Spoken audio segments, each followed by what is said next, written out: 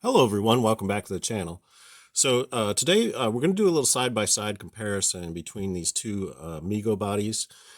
Basically, for those of you who don't know, Mego recently made a change in terms of the newer body style that they're doing, and they added a lot more articulation. So this is the Snake Eyes figure that comes with the Snake Eyes and Storm Shadow G.I. Joe set.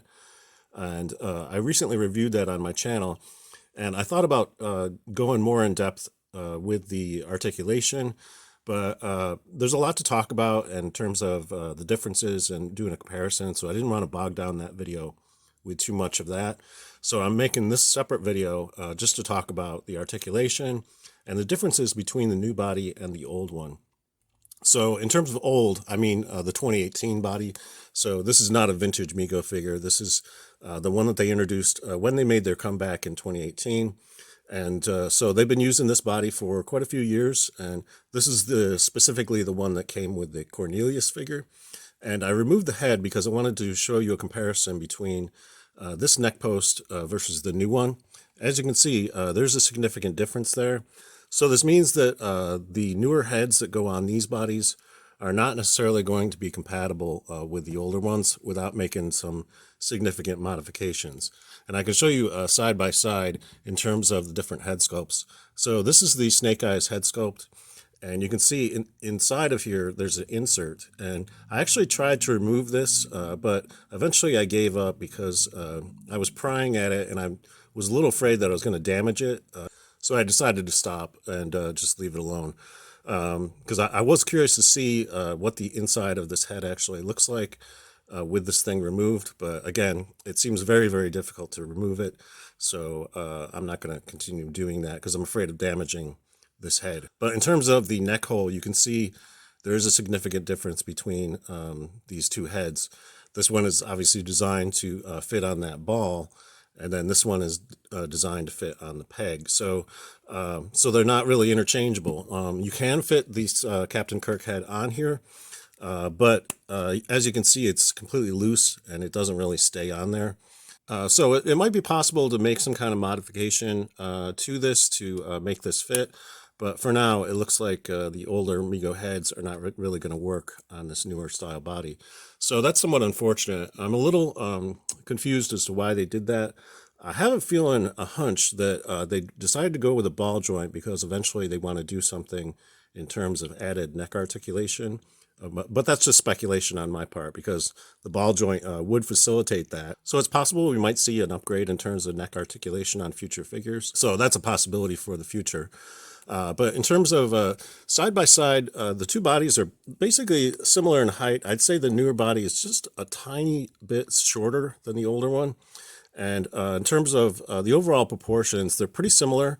What you'll notice right away is the newer style body has sort of a beefier shoulder muscle on it. So that's kind of interesting. The overall width of the shoulders is roughly the same. You can see side by side what that looks like. But in terms of the actual shoulder, they narrowed the torso a little bit and then made this part beefier. So that's kind of interesting. But the length of the arms and everything seems to be pretty much the same. And the overall proportions of both figures are pretty similar. And in terms of compatibility for the hands, again, they made some changes. So I don't think you're going to be able to necessarily transplant the hands in between the two figures. As you can see, those two posts are different in size. The newer one has sort of a narrower pin and then a little bit wider at this end. And this is the older style one. And there's actually a significant size difference between the two hands too. The older style hands are quite a bit bigger than the newer ones. So yeah, there are some differences. I don't think it's going to matter too much in terms of being able to hold the accessories though. This hand seemed to work just fine in terms of being able to hold on to the various accessories that came with that G.I. Joe set. So I don't think that's going to be too much of an issue, but definitely a difference in terms of the size between these two hands. So that's significant. And I haven't really tried to swap the hands between them, mainly because I'm a little worried about, one or the other of them getting stuck in there in such a way that I can't remove it, or possibly damaging the figure by swapping them. So they may be compatible, maybe not, but I don't really necessarily want to risk it because I don't necessarily want to make a permanent change in terms of the hands on these figures. So in terms of the older style figure, these were held together with bands, and the newer body is a bandless body. So they got rid of the elastic, which means chances are that newer body maybe is less likely to sort of fall apart. So that's kind of a good thing. I do like this older style body, though. I tell you, it's very sturdy, and I've commented on it before in terms of how robust this original Mego body is. So I understand that they will probably continue to use it for certain sets where they don't necessarily need the extra articulation. So I'm guessing, at least for probably the next year or so, we'll see both versions of the Mego body in various sets. So I want to walk you through the various points of articulation on both these figures so I can show you how they compare. So in terms of the neck post, basically, even though they're different, the articulation on them is the same. It's just a single point of articulation, just a swivel. So there's no difference between them in terms of articulation.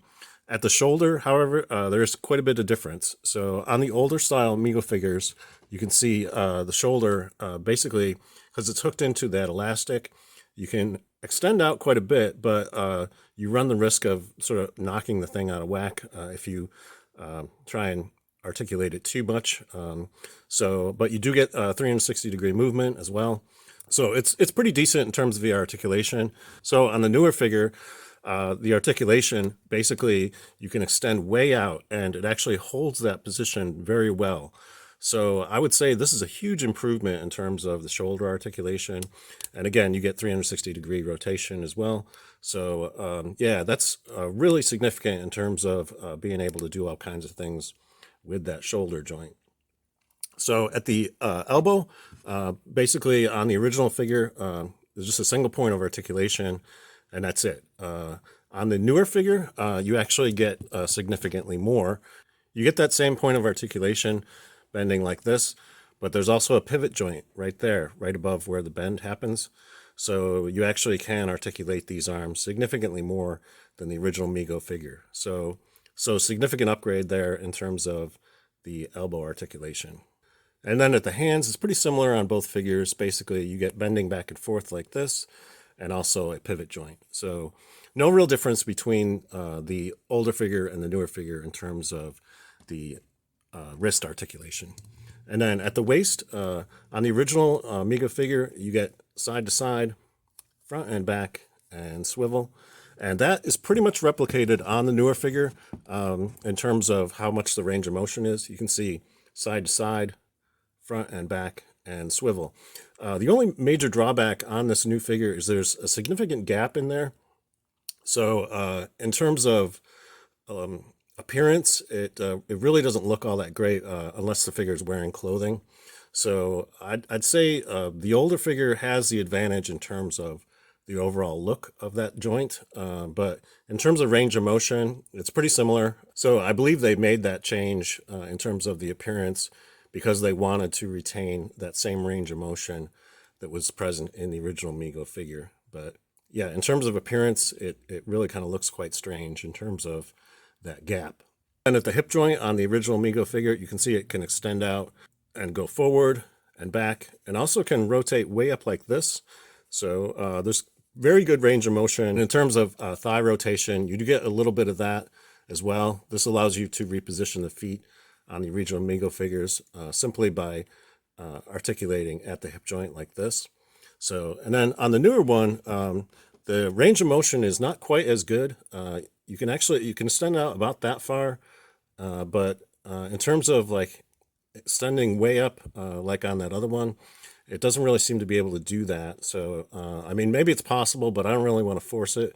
I'm a little afraid of breaking that joint if I try to extend it any farther. But he does get back and forth, so there is some range of motion there. And it does seem to hold pretty well, although there's a little bit of looseness there. I noticed on this newer figure, there's quite a bit of looseness at the waist and also at those hip joints. You can see they're a little wobbly. So there is room for improvement in terms of maybe tightening up those joints a little bit. So yeah, it's a little wobbly. There are certainly plenty of the original Mego figures that also have a similar kind of wobbliness to them. So it's not uncommon for Mego figures to have that kind of issue. And then in terms of the knee joint, on the original one, basically you get a single point of articulation, just a knee bend like that. And then on the newer figure, you'll notice you get the same bend, but then you also have a swivel right above the knee. That joint can now go from side to side. So that is a significant upgrade in terms of articulation. So that's one of the most significant improvements that they made on this figure, is the improvement of that knee joint. So I think that's really fantastic. And then at the ankle on the original figure, you can see just a single point of articulation there, bending back and forth like this. And on the newer figure, you'll notice you get a lot of bending back and forth as well. And then you also get a pivot there. So again, another upgrade has been made in terms of articulation on this figure. So leading to a lot more posability. So that's very cool. And it should be noted that the width of the ankle on the newer figure is a little narrower. You can see the difference there.